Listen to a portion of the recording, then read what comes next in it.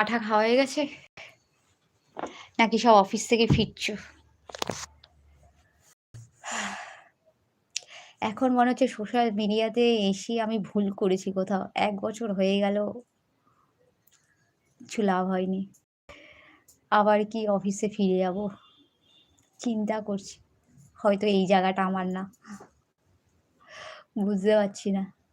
আর একেক সময় মন খারাপও হয় যে নিজের শখটা ছেড়ে বেরিয়ে যাবো। অনেক কষ্টে আমি নিজের শখটাকে অনেক মানে আমি এমনিতেই একটু লাজুক টাইপের।